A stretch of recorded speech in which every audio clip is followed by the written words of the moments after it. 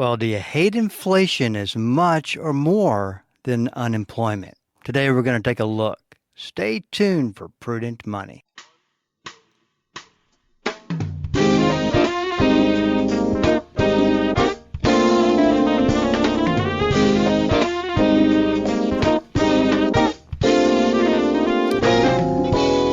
Good afternoon. This is Bob Brooks, and you are listening to the Prudent Money Radio Show. Thank you so much for joining me today. You know I do appreciate it. Well, as a reminder, if you have a question for me, I've got an answer. Just go to prudentmoney.com.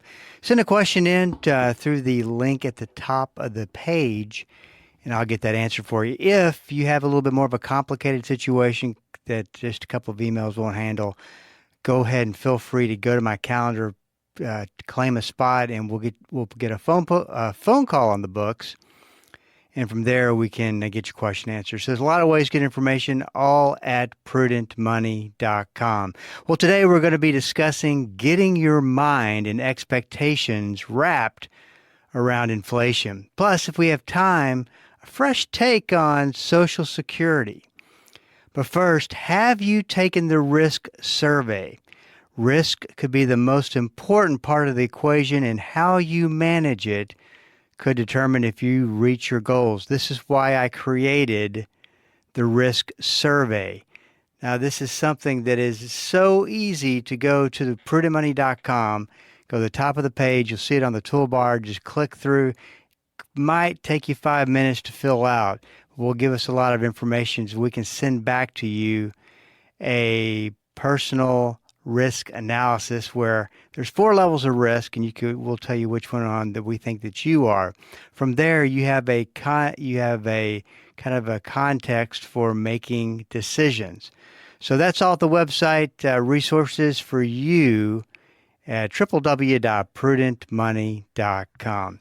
So how do you feel about inflation? If they could just start doing something about restaurants and grocery stores, we'd be out to a good, great start. Or since those are the prices we see more frequently, they affect us many more times a month. So I think that when you start talking about restaurants, you start talking about fast food or nice restaurants that you go sit in, have dinner, or you're talking about going to the grocery store, which we all do 1 or 2 times a week. It's a constant reminder of inflation. I love it because I do as you know, if you've listened to me, I do the grocery shopping for our house. And I always think of the example of going to the grocery store being full of surprises. You're feeling pretty good when several of your items are significantly on sale. When I say significantly, they're $1 off or something like that. So you're happy that you've caught some items on sale, and you all of a sudden kind of project, well, this week's cost won't be so bad. You don't really have anything to judge that by, because I'm sure that you're picking up the savings in higher prices elsewhere. That's just kind of the reality of it. But it does make you feel good, though. You're getting some things on sale. And then there are the prices on the items that are way higher than they were prior to all this starting up. And it starts that cycle back over again. If you go to a restaurant, you're just generally unhappy with prices if you choose to dwell on it. I remember back when the pandemic started, restaurants, it was really weird. I remember this as if it were yesterday. I was watching a story on, one of the nightly news stations, and they were talking about the potential of prices going up on food and prices going up at the restaurants. And they were interviewing this one guy who owned a restaurant, and it was almost as if he was going ahead and raising his rates in anticipation for inflation because everybody else was doing it, which I guess makes sense. But, it's almost like collusion. All the restaurants are getting in together to raise rates at once. And if you just remember that, and maybe getting themselves ready for something that they could see was coming down the road, where maybe They raised the prices to compensate for the foot traffic going down. Boy, it's just a weird time. But every time you go in, you you're reminded of, boy, things are, they're a good 20% higher probably on average. That's the thing. We'll talk a little bit about this. The government indicators that tell us how much inflation is in the system are very understated. I would say if you go into about any restaurant, you're looking at least 20-30%. And can you imagine a time where restaurants will come out and say, yeah, I think that we're just going to lower things 15 or 20%. I mean, it could be that things are here to stay. So we'll talk a little bit about this. But a recent survey work conducted by a Harvard University economist and fellow researchers has underscored how much people dislike inflation. They found, for example, that people on average view a 1 percentage point increase in the inflation rate as twice as bad as a 1 percentage point increase in the unemployment rate. And so that's an interesting statistic. I would also say if the employment situation wasn't affecting you and you didn't feel like it was, I doubt that it wouldn't be difficult to dislike the inflation rate more than unemployment. Anyway, but I do think it does underscore that people are not happy with this situation. And I think that it comes down to maybe kind of getting your brain wrapped around the scenario here that we face as consumers. First of all, you have to remember that prices would normally appreciate each year since 2020, even if we didn't have inflation. So what you're looking at, if you go back, it's real easy to say, well, today's prices compared to post 2020, post 2020, so 2019. The problem with that is that just normal prices will go up a little bit each year because of inflation, normal inflation. So the prices were going to get higher, and that's been 4 years. So that after a good amount of time, that does make a difference on price inflation, just normal price inflation. Then, of course, it comes down to real estate, the second item I wanted to talk about. And this is a problem on two fronts. First, there's as we've talked about, an inventory problem. There's a supply and demand issue where the supply is not as great as the demand. But then that always worked itself out into higher prices to satisfy that.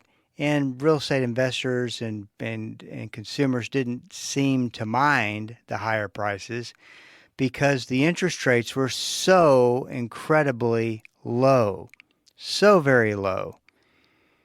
And you were talking about, the 30-year fixed rate reached an all-time record low of 2.65% in January 2021 before surging to 7.79% in October of 2023. So you're looking at more than a doubling of interest rates. So, if I'm looking at a house, I can absorb some of the higher cost because I accept it and I need a house, but I can't afford it now because my interest rate's so high. And so it creates somewhat of a problem because of the higher costs of interest. In fact, if you look at the average rate, mortgage rate since 1971, and to be fair, that covered the double-digit mortgage rates in the 70s. But if you also include the recent very extremely low interest rates, then it kind of averages it all out. But I think this is probably a good number, a realistic number. The average mortgage rate is 7.41%. What we might be experiencing when it all comes down to it, and I don't know what, I guess every person in the real estate business has got their own opinion to this, as what they would like to see or what they think they're going to see in rates.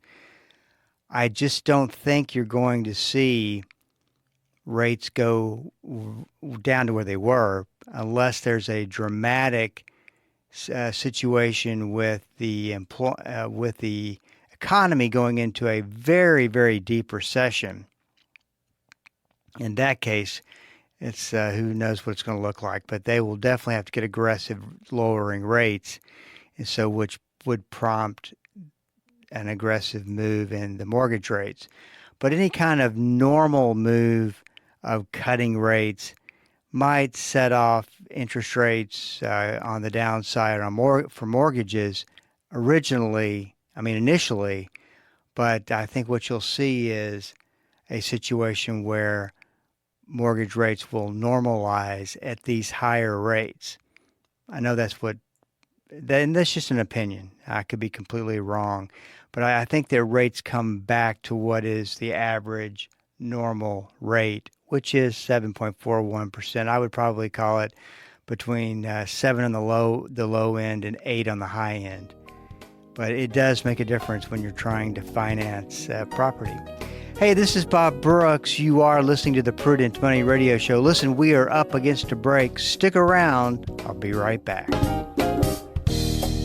Hi, my name is Bob Brooks, host of the Prudent Money Radio Show. So let me ask you a question. Do you know your numbers? Now, which numbers are those? They are your retirement numbers. That set of numbers is the single most important planning numbers you can know. Yet the majority of Americans don't even know them. Prudent Money Financial Services, sponsor of the Prudent Money Radio Show, specializes in figuring out those numbers and creating a game plan to make sure you're on the right track. Listen to the Prudent Money Radio Show weekdays at 3 p.m. on Bible School Radio 91.3. Hi, I'm Jill Taylor, inviting you to join me each Saturday morning at 11 o'clock for Choose Life Radio. You'll hear people from across America sharing their stories of faith, forgiveness, redemption, and restoration. Choose Life Radio will encourage you to fully appreciate the gift of life. You may also find help for you or a friend in need. So please join me Saturday mornings at 11 o'clock right here on Bible School Radio 91.3. Dynamic, practical, life-changing. There's no point in going to church and not letting the Christ who gave birth to the church on the day of Pentecost change your life. Join us each day as Pastor Paul Shepherd applies the timeless truth of Scripture to everyday life. It's Destined for Victory on this great station. Weekday afternoons at 3:30 here on Bible School Radio, KDKR. Welcome back. This is Bob Brooks, and you are listening to the Prudent Money Radio Show. Thank you so much for joining me today. You know I do appreciate it. If you got a question for me, go to the website, www.prudentmoney.com. There are a lot of ways to get information. Just go to the website at prudentmoney.com. Also, if you are big into podcasting, you got to know that Prudent Money has a podcast.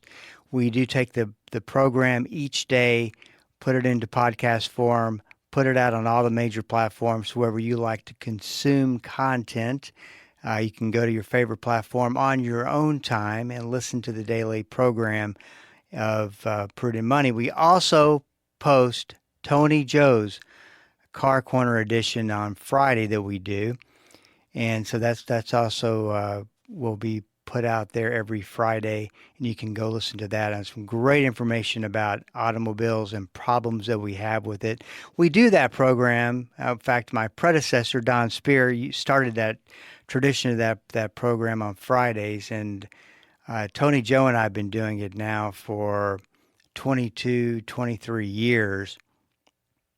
And I think he's been doing it 15 to 20 years before that with Don Spear. But it only makes sense because it's an expensive part of our life, our automobile. And so it makes sense to know exactly how things are, the questions to ask and who to have on your team. If you've ever thought about having a mechanic on your team, you might, because it's a matter of the ability to trust that someone's going to steer you the right way. So you can go listen to the podcast on your own time. And if you would like, would do a favor for us, you could like and subscribe and all those good things. And if you sign up for the Prudent Money e-letter, you can get that straight to your inbox every day as we send it out. So there's a lot of things going on at prudentmoney.com. Go check out the podcast if you miss a program or if that's your preferred way of consuming content. So it may be that just interest rates, mortgage rates might just be normalizing. And unless we get an extreme event where the Fed lowers the benchmark interest rate down to where it used to be, well, unless we get down to that point, I don't think we're going to see. Well, personally, I hope we don't see that in the interest rates, and you'll want to hope so too, because that means there is a major dislocation happening in the economy, which would not be good for anything. And it might be that we have to get used to 7% plus rates. So, well, it'll be interesting to see what buyers and sellers do. My guess is that you're going to start to see pressure on housing prices and seeing prices coming down. That's my guess. But you're also seeing the same problem with the car industry. There is, it's really interesting. Some places I see no inventory. Some places I see a lot of inventory. I do know that if it seems like that people are kind of just holding back and not doing anything and keeping their cars, whereas they might have bought a new car or done something different, they're just kind of hanging out waiting to see what happens. But that's the problem with the automobile situation, is that there's just a low inventory and higher prices. So, and then of course the interest rates create payment problems. We've got that issue as well. Then the real inflation rate is what you are paying day to day. As I said, I've always felt like groceries on an average were around 20%. I actually had someone at HEB tell me, and this may just be HEB and not including all the other grocery stores, because they have things priced pretty competitively, but they were looking at, they feel like interest rates, I believe, the inflation rate, on food at HEB were somewhere in the ballpark of 8.5% to 9%. But we'll see. Then there's the consumer price index, which is very understated. Then there is the rate that the Federal Reserve follows. I can't remember exactly what it's called, but it's even more understated than CPI. And of course, they do that on purpose because it gives them more wiggle room to do or not do what they want to do. Number 4, prices are probably just about right where they're going to be, -5 to 10%. The Federal Reserve Board has a rate and a level that they want to see inflation at. And so the Fed wants to see 2% inflation. I believe we're down around 3% or somewhere near that number. But once they get to 2% inflation, they've achieved their goal. I think personally, and the reason why we're seeing stagnant inflation kind of go back and forth, the good news is that I don't think that we're going to see a continued rise in prices. I think prices give a little bit of leeway up and a little bit of leeway down, are kind of stagnating in the place that they're going to be normal. So as a result, I think that the Fed's going to find themselves at they think they want to be at 2%, but they can't get it down to 2% without taking a lot of risk, which they don't want to take. So it may be that they have to accept the fact, and we as consumers, hey, we are at a normal interest, what is the new normal for interest rates and inflation rates, and that's just going to kind of be the situation that it is. So I don't know how that feels, but because I do know that today it seems like people are really struggling with these normal rates not going down. But it's like anything else. I guess you get used to it over time. Incidentally, the CPI, Consumer Price Index, that comes out on Wednesday to give the markets a little bit of an idea of where it thinks rates are. And then we have that afternoon, we have the conclusion of a Fed meeting about what they think about inflation and what they think about interest rates. So it should be an interesting week for the stock market as we gear up for those two big reports. Number 5, if the Fed cut rates, I truly believe it will not help the consumer with the credit card industry. And this just really does concern me I've watched as interest rates have gone up. We've talked about it many times on the program. I've seen them go up on an average from 20% to an average of 24% to an average of 27%. Now, those are going up variable rates. They can change. They can go up or they can go down. Have gone up quite a bit more than the Fed has gone up with their federal funds rate, which is the benchmark interest rate.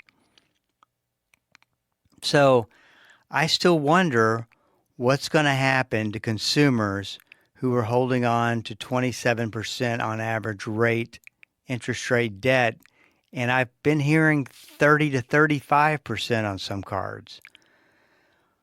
And this is why it's very important to, and I talked about this last week, to make sure that you're not taking advantage of one of these, that you're thinking through taking advantage of one of these 0% transfers for 21 months into a new credit card, because you could be doing more damage than good, especially if your rate is a little bit lower than the national average. So you might keep that in mind. I do believe that hyperinflation, and that's inflation that's out of control, is not something that we've got to be concerned about. Your gloom and doomers who are trying to sell newsletters and books and that kind of thing that tell you that they got the answer for it, that is still that and the crashing dollar are their two stories of fear mongering to get you to do that. But I think that's off the table. I don't really worry about that. What I am concerned about is the bond market, and I think that the bond market is going to suffer the worst of the hits when we really start to see what this looks like. There will be a transition period where our economy and inflation is today, at least I believe so, to where it will be, or the acceptance of the rates being where they are. I hope that makes sense, because consumers are just holding off for the day that prices come down. They may not come down. This may be the new normal. I'm just saying you want to consider that. Once again, though, I was talking about this the other day to somebody, and I said the good news, though, is that we don't have rates increasing. So the question is, how can you live at this little bit higher than rates of inflation and make things work? And that is a whole other show that we need to talk about at some point. But that gives you a little bit of an idea. I'm not going to be able to get to Social Security and an update on that, but I will talk about that in other shows and make sure that you stay connected with what's going on with that interesting scenario as well. It's a lot of moving parts today. You know, I think the one good thing is that inflation has gone up on Social Security payments at least last couple of years. Maybe not as much as they should to reflect what's really going on, but it's still any type of raise in inflation rates are great for people who are on Social Security. Hey, this is Bob Brooks. You are listening to the Prudent Money Radio Show. If you got a question for me, please go to the website at prudentmoney.com and send it in, because we are all out of time. Till we do meet again next time, keep the faith and have a great rest of the day. That's all the time we have for today. Questions or comments for Bob, or to find out more great information like what you've just heard, visit www.prudentmoney.com. Be sure to join Bob Brooks again for the next edition of Prudent Money.